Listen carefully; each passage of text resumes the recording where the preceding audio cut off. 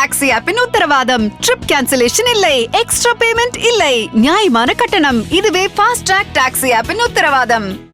தமிழக அரசியலில் அசைக்க முடியாத வரலாற்று சுவடுகளை கொண்டது தேனி மக்களவை தொகுதி. அந்த நட்சத்திர தொகுதியில் இருபெரும் கட்சிகளுக்கு இடையேயான கடந்த கால பனிப்போர் மற்றும் வருங்கால அரசியல் மோதல் குறித்து விரிவாக பார்க்கலாம். அதிமுகவின் ஜாம்பவான்களான எம்ஜிஆர், ஜெயலலிதாவை முதலமைச்சர் அரியணையில் அமர வைத்த வரலாறுகளால் நட்சத்திர அந்தஸ்துடன் இருக்கும் தொகுதி தேனி.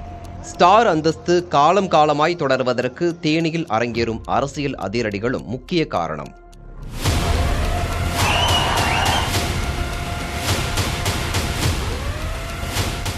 அதில் ஒன்று, 3 முறை முதலமைச்சர், துணை முதலமைச்சர், வருவாய், நிதி உள்ளிட்ட பல்வேறு துறைகளின் அமைச்சர் ஜெயலலிதா மறைவிற்கு பின் அதிமுகவின் ஒருங்கிணைப்பாளர் என பன்முகம் கொண்ட ஓ பன்னீர்செல்வத்தின் சொந்த மாவட்டம்.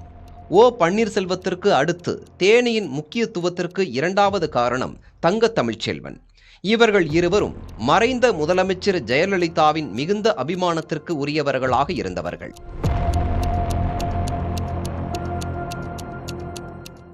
ஜெயலலிதா ஊழல் வழக்கில் முதலமைச்சர் பதவியை இழந்த போதெல்லாம் அந்த பதவிக்கு தேர்வு செய்யும் அளவிற்கு உண்மை விசுவாசியாக இருந்தவர் ஓ பன்னீர்செல்வம். அதே நேரத்தில் ஜெயலலிதா சிறைவாசம் முடிந்து திரும்பியதும் ஆண்டிப்பட்டி சட்டமன்ற தொகுதியில் அவர் போட்டியிட தனது எம்எல்ஏ பதவியை ராஜினாமா செய்தவர் தங்க தமிழ்ச்செல்வன். ஜெயலலிதாவை ஆண்டிப்பட்டி தொகுதியில் வெற்றி பெற வைத்து மீண்டும் முதலமைச்சர் அரியணையில் அமர வைத்த பெருமையையும் தங்க தமிழ்ச்செல்வன் பெற்றார். இதற்கு பரிசாக ஜெயலலிதா தங்க தமிழ்ச்செல்வனை மேலவை உறுப்பினராக்கி அழகு பார்த்தார். குறிப்பாக 1999 பெரியகுளம் மக்களவை தொகுதியில் ஜெயலலிதா அனுப்பி வைத்த டிடிவி தினகரனை வெற்றி பெறச் செய்ததால் ஜெயலலிதாவின் அன்பிற்குரியவர்களாக மாறிப்போனார்கள் ஓ பன்னீர்செல்வமும் தங்க தமிழ்ச்செல்வனும்.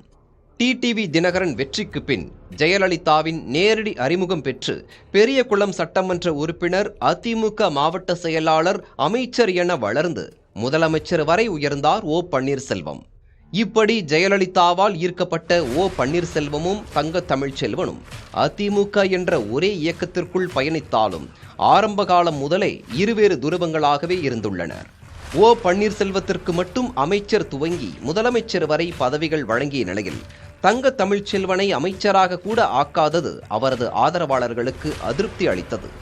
ஜெயலலிதா மறைவிற்கு பின் உதயமான அமமுகவுக்கு சென்ற தங்க தமிழ்ச்செல்வனுக்கு 2019ஆம் ஆண்டு தேனி மக்களவை தொகுதியில் போட்டியிட வாய்ப்பு கிடைத்தது.